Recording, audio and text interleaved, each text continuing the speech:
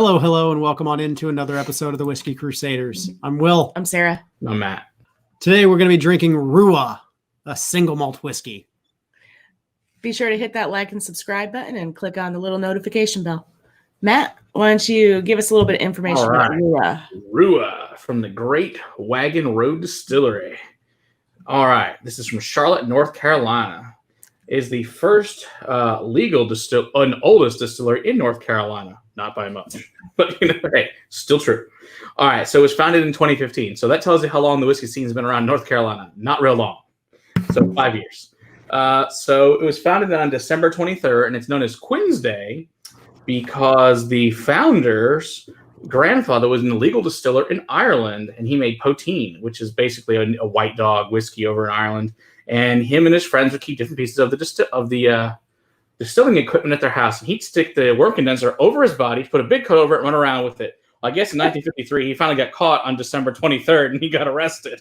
And so they have another bottle of poteen they make called Drunglish, and the whole arrest record and what he got arrested for is on the bottle. Is pretty cool. So you check that out. So I think it was pretty funny. So he did this in ode to his grandfather. He started this, and his name is Oliver Mulligan, and this is an American single malt. And so, like I said, he also has a speakeasy on the distillery, which is pretty cool.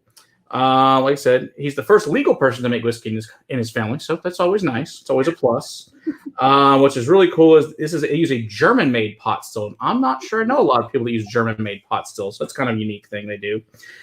Twice a month, Ollie goes up to the mountain and brings all the water back off of the Blue Ridge Mountains that goes into his whiskey, which is pretty cool. Trucks in the huge toast and you usually at distilleries. And so they have artesian spring water. Another good thing is when other things go in the mail. So anyway, this is the Rua, which you can check this out. It's a pretty cool bottle. Looks real nice. Pretty nice coloring. So this is 46%. In Gaelic, it means redhead. And it's made of water, barley, and yeast. It's 17 months old. It's 100% organic, non-GMO, 2-row barley. They use a number 3 char on white American oak from the Kelvin Cooperage, which is the same one that make the 4 gates that we've had. It's non-chill filtered. The only filtration they use is paper filter to keep barrel char out. Right. And that's it. So pretty transparent. Looks pretty. I'm shocked. 17 months old. So based on from North Carolina, clearly there's some serious heat and cold changes. Yeah. That's 17 months old. So I'm very interested to see how this compares to like a Texas whiskey. It's close to Texas, yeah. And this is also another one of Pete's bottles that were borrowed from him as well. Thank you, Pete. Thank you, Pete. Thank you, Pete. All right, so let's see. Cola. Yeah, cola note to it. The new oak is definitely prominent in this glass. Yeah, definitely. When first smelling it, it's really kind of hard to distinguish a grain, but it's absolutely easy to distinguish this was in new oak. Right. Mm-hmm. The vanillas, the cinnamons, the caramels are popping out of the glass like crazy. Yeah, I agree. And to try to pinpoint barley behind that is actually really difficult. Which is why when I first smelled it, I asked you, is this a bourbon? Yeah. Because it's got a lot of familiar bourbon tones. Yeah. Yeah, it's got a lot of like peach and honey and caramel. But yeah, the oak char, so it's a little earthy and woody. Yeah, the char is down in there. I had to dig real deep to get the char. With some cinnamon and some cherry. Cherry cola. Yeah, cherry cola. There you go. So maybe got like a little mango in there. Smells really nice. I don't get the mango, but I do get the kind of like the peach note in there. Definitely get the cherry, and I get the char. But you can definitely tell when those no cheap barrels were used here. These are those good Kelvin Cooperage barrels because none of that young Woodford note. It's got no funk. No, it's almost that peach lime tea or peach tea. That Snapple peach tea, something like that. Yeah, that's a good one. Yeah, it's exactly. Even that smell of like that tin you get on the twist off of the Snapple. Mm-hmm. Right. Yeah, that's a really good pickup. All right. Okay.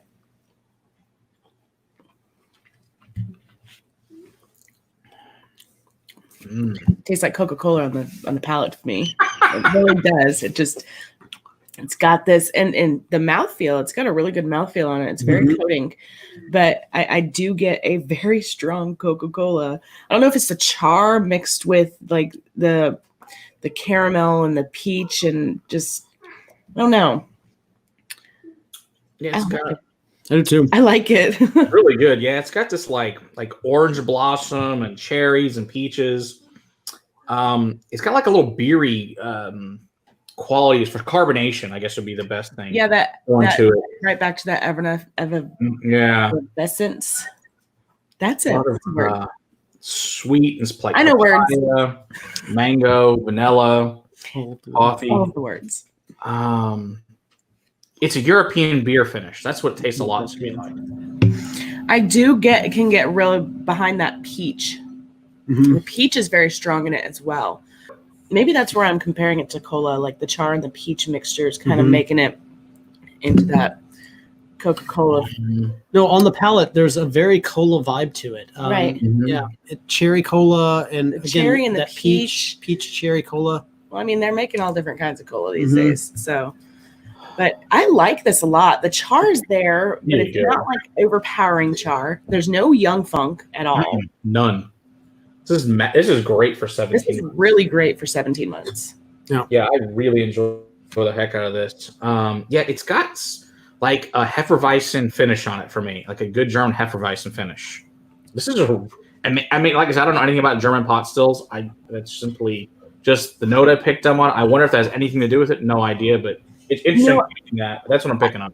I kind of totally get what you're saying. It's almost like the yeasty, but it's not yeasty. I don't know. I don't know how to explain it, but what's the water do for you? Doesn't change up the nose too much. Okay. Good.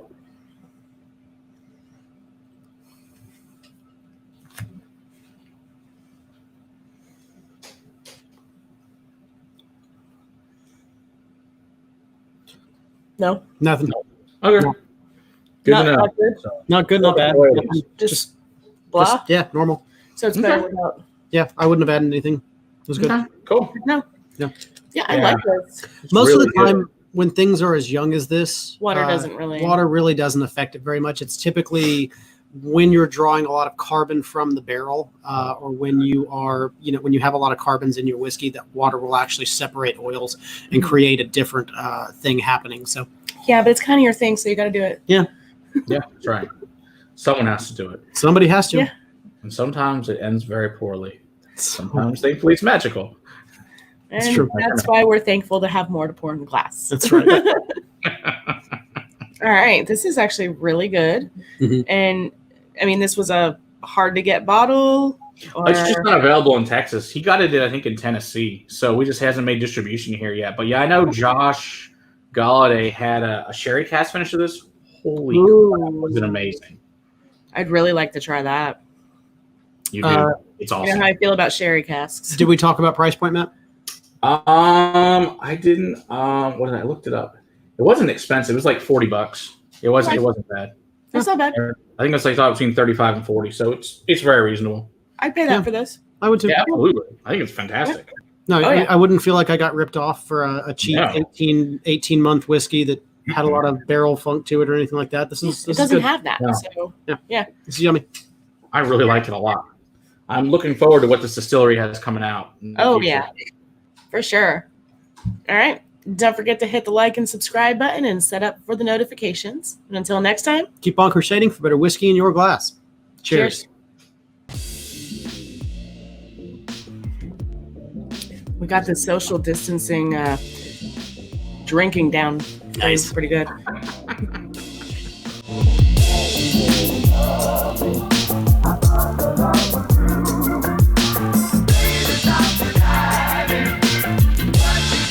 Three, two. Hello, and welcome on into another episode of the Whiskey Crusader. I'm Sarah. Oh, Matt. Yeah, you just crapped out. Nice. Well, it said Will, and it's like, and then it's like, Sarah. Got Tourette's. Apparently. So we'll try that again.